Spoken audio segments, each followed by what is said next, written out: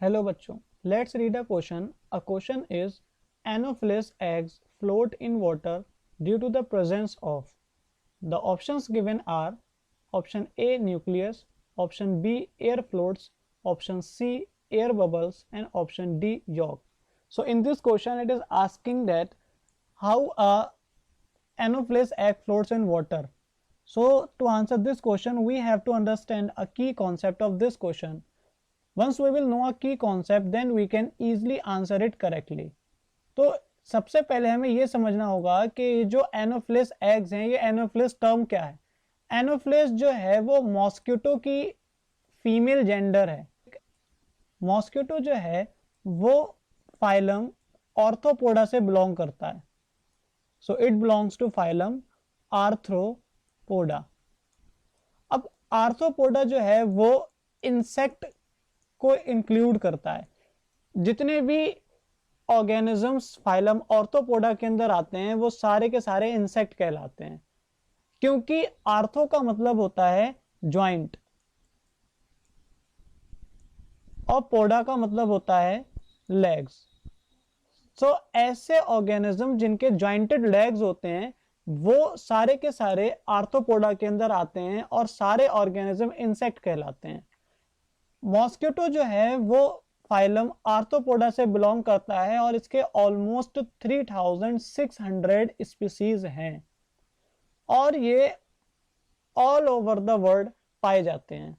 Usually जो mosquito हैं ये ऐसे इलाकों में पाए जाते हैं जो ट्रॉपिकल रीजन्स होते हैं, क्योंकि ट्रॉपिकल एरिया के अंदर वहां पे पानी की मात्रा जो होती है वो प्रॉपर होती है।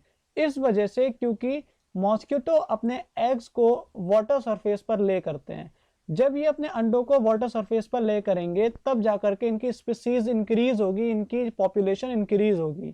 तो ट्रॉपिकल रीजन वो जगह होती है जहां पर sufficient amount of water present होता है। सो इसकी 3600 स्पीसीज हैं और ये फाइलम आर्थ्रोपोडा से बिलोंग करता है। ये जो क्लास है इसकी क्लास डिप्टेरा है।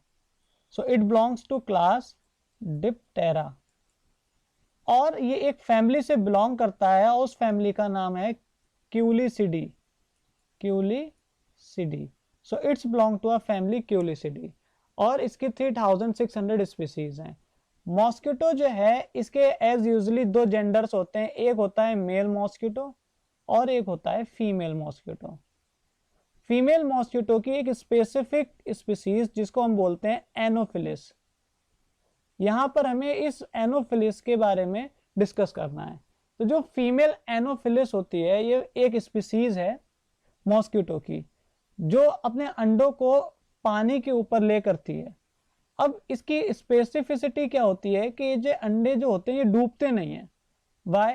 और इसी चीज का हमें आंसर यहां पर देना है। तो अगर हम इसके अंडों की बात करें तो इसके जो एग्स होते हैं वो बोट शेप के होते हैं।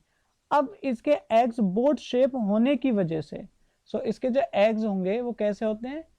बोट शेप के। और बोट शेप के होने की वजह से ये क्या करते हैं? उस पानी के ऊपर फ्लोट करते हैं।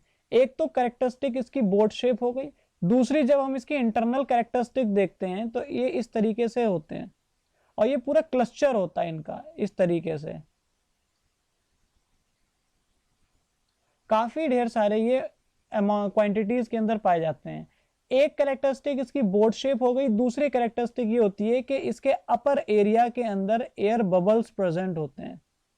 अब इनके अपर रीजन में एयर बबल्स प्रेजेंट होने की वजह से क्या होता है? ये फ्लोट करते हैं। इनके अपर दोनों हायर रीजन्स जो होते हैं इन इलाकों में, इन जगहों पर एयर बबल्स प्रेजेंट होते हैं। ये जो एयर बबल्स हैं, इन एयर बबल्स की वजह से ये जो एग्स हैं ये फ्लोट करेंगे बुएंसी की वजह से। अगर हम इसके आंसर की तरफ देखें, इसके ऑप्शंस की तरफ देखें तो option A can not be a right answer of this question, because यहाँ पर न्यूक्लियस तो हर सेल के अंदर मौजूद होता है। जितने भी सेल्स होंगे उसका जो बेसिक चीज होती है वो न्यूक्लियस होती है, because all the information of a cell is present inside a nucleus in the form of DNA. So nucleus is not a right answer of this question. Air bubbles जो है as we have discussed here कि इसके eggs में air bubbles इनके higher ends में पाए जाते हैं जिसकी वजह से ये float कर पाते हैं it means air bubble is a right answer of this question. So hope you have understood it well. Best of luck. Thank you.